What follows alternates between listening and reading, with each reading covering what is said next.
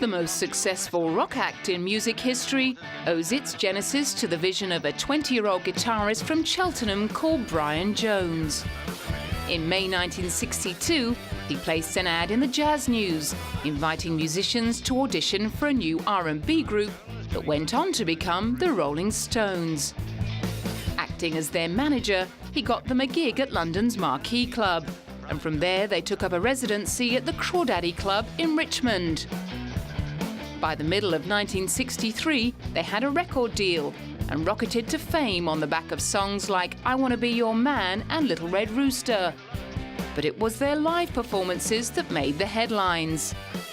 The suggestive lyrics and Mick Jagger's sexually charged gyrations sent women wild, and riots frequently broke out at gigs. Although Mick was the band's frontman, it was Brian who had always been considered the leader.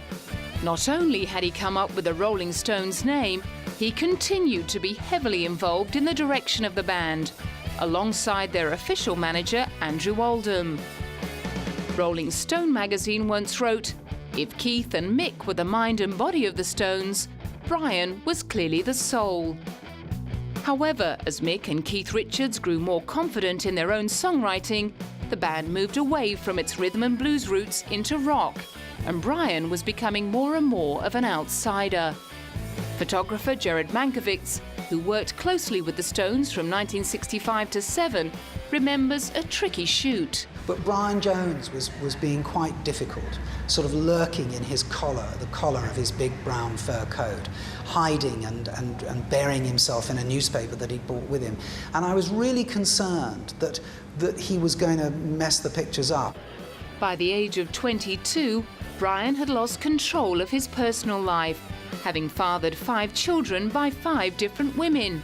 In 1967, he and his friend Prince Stanislas Klosowski were arrested for possessing drugs after a raid on Brian's flat.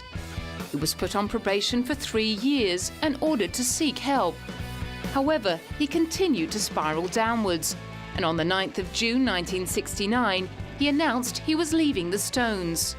3 weeks later, he was found dead at the bottom of a swimming pool at his home in Sussex, thus becoming the inaugural member of the 27 Club of popular musicians who've died at the age of 27.